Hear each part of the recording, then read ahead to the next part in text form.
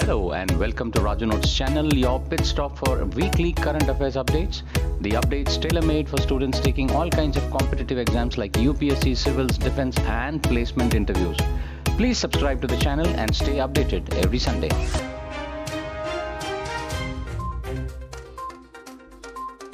What is digital arrest? A new form of cybercrime.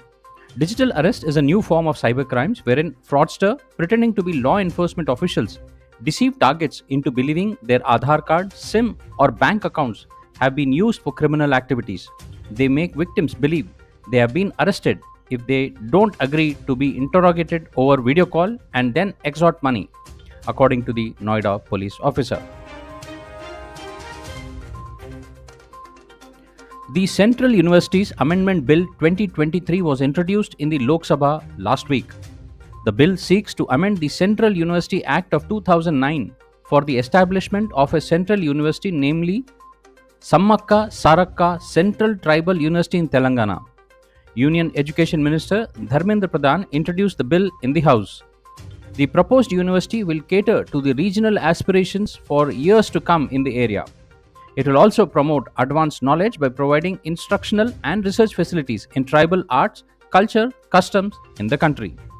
The establishment of a central tribal university in the region is obligatory under the Andhra Pradesh Recognition Act of 2014. The Indian Space Research Organization ISRO said it conducted another unique experiment by moving the propulsion module PM of Chandrayaan 3 from an orbit around the moon to the Earth's orbit. An orbit raising maneuver and a trans-Earth injection maneuver placed the PM in the Earth-bound orbit, said ISRO, sharing pictures of this maneuver.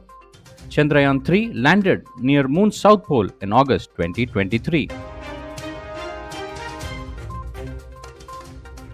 The government has introduced face recognition and Aadhaar identification based eKYC for farmers to ensure transparency in PM Kisan Samman Nidhi scheme.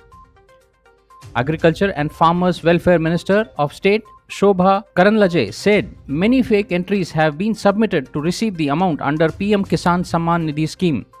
She said that to ensure good governance and transparency in direct benefit transfer to the farmer, a new eKYC has been initiated after the release of 13th PM Kisan Fund. She said a process of eKYC is very easy and can be completed even through a mobile app. The Government of India has disbursed over 2.60 lakh rupees to more than 11 crore farmers under the PM Kisan scheme. In the scheme, an amount of rupees 6,000 is transferred annually in 3 equal installments of 2,000 rupees directly to the bank accounts of the farmers. The PM scheme was launched in February 2019 to provide financial assistance to all cultivable land-holding farmers families across the country.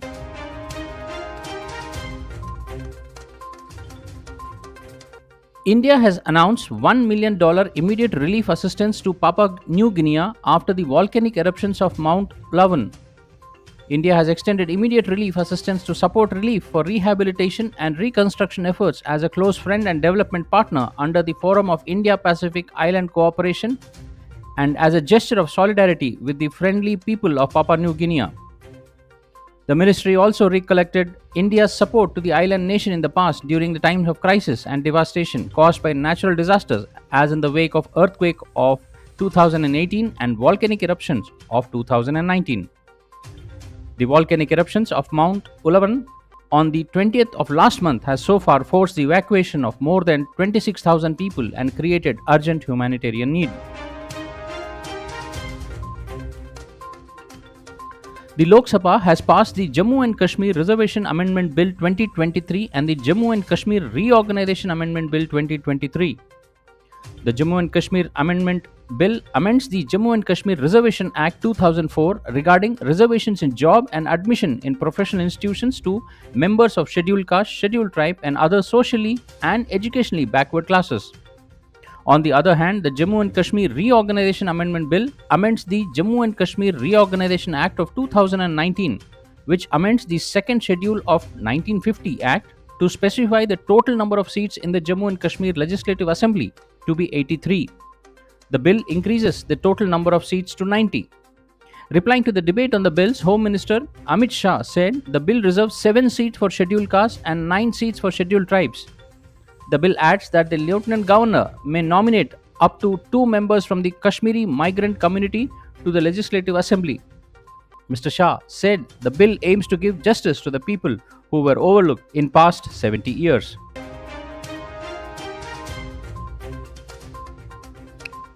United Nations Secretary General Antonio Guterres has invoked the rarely used Article 99 of the United Nations Charter over Israel-Hamas war, warning against a severe risk of collapse of the humanitarian system in Gaza. Guterres said, I urge the United Nations Security Council to help avert a humanitarian catastrophe and appeal for a humanitarian ceasefire. Israel has criticized Guterres over the move. Recently, United States vetoed the ceasefire with Hamas.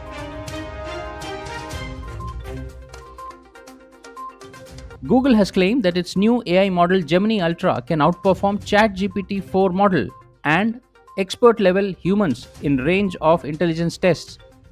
Google says Gemini is its most capable general AI model yet. It's multimodal, meaning it can understand different types of information including text, code, audio, image, and video. With a 90% score, Gemini Ultra is the first model to outperform human experts on MMLU, which uses a combination of 57 subjects like maths, physics, history, and medicines for testing.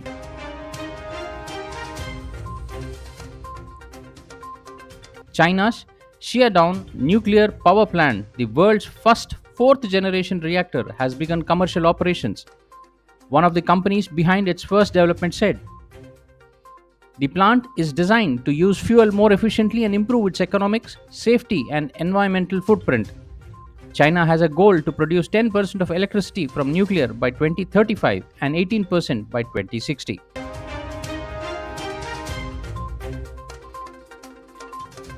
Italy formally withdrew from the Chinese Belt and Road Infrastructure Initiative BRI, almost 4 years after becoming the only nation amongst the G7 countries to sign up for the project.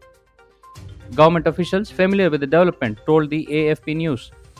Italian newspaper Corriere della Sera in the separate report said that Rome conveyed the decision to counterparts in Beijing 3 days ago last week.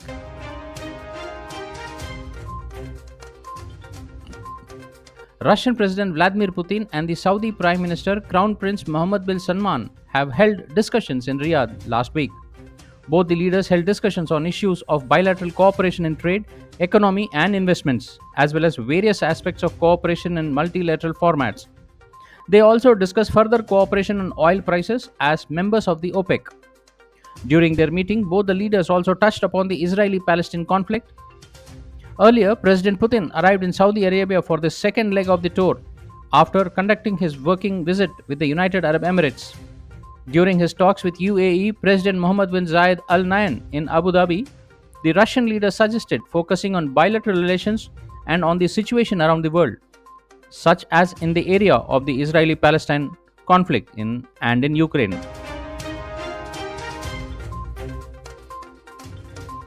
External Affairs Ministry spokesperson Arindam Bagchi on Thursday last week said that Indian ambassador got a consular access to meet all the 8 Indians sentenced to death in Qatar. There have been 2 hearings. We filed an appeal from the families and the detainees have had a final appeal. We are closely following the matter and extending all legal and consular assistance, he further stated.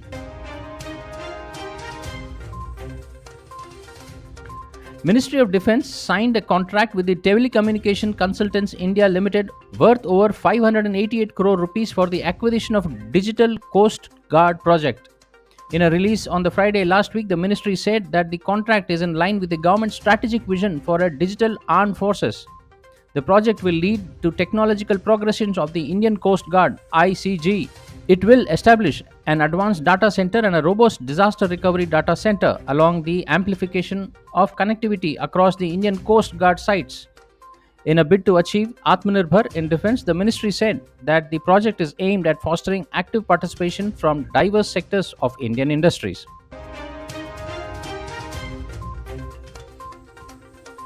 The government has approved reservation norms for mandatory use of jute in packaging of the jute year 2023-24. The mandatory packing norms will provide for 100% reservation of the food grains and 20% of sugar to be compulsorily packed in jute bags.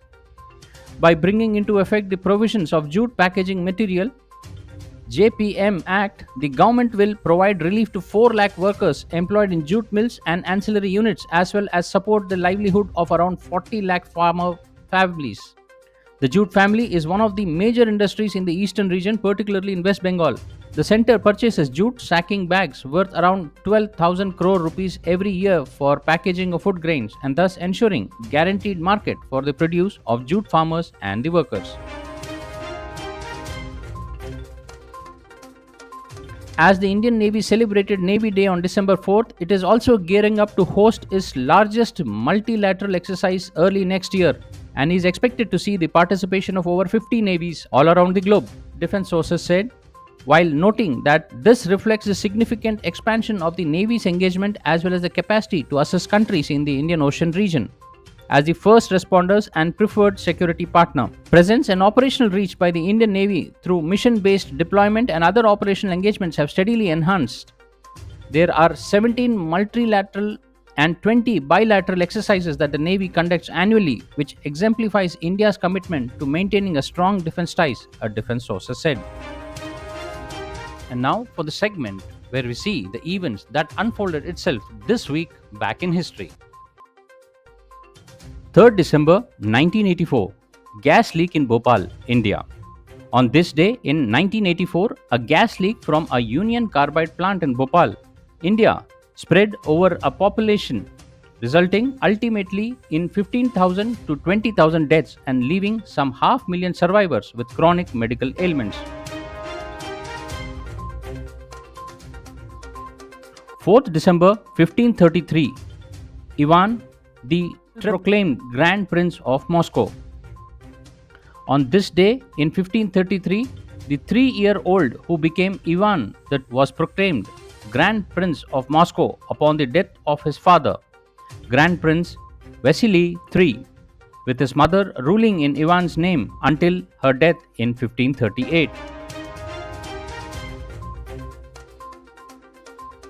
5th December 1484, witchcraft condemned by Pope Innocent VIII.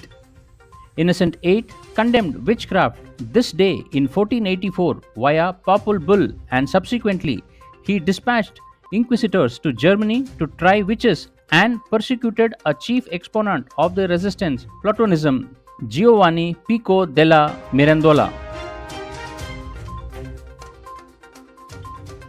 6 December 1921, Irish Free State established. The British government and the Irish leader Arthur Griffith Michael Collins and others signed the Anglo-Irish Treaty establishing the Irish Free State as an independent member of the British Commonwealth this day in 1921.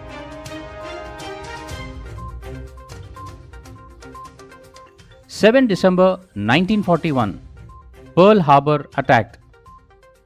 On this day in 1941, Japanese bombers launched a surprise aerial attack on the US naval base at Pearl Harbor on the island of Oahu, Hawaii, precipitating the entry of the United States into the World War II. 8 December 1980, John Lennon fatally shot by fan. On this day in 1980, British musician John Lennon, who rose to fame with the Beatles and had a successful solo career, was fatally shot by Mark David Chapman in New York City, causing a global outpour of grief.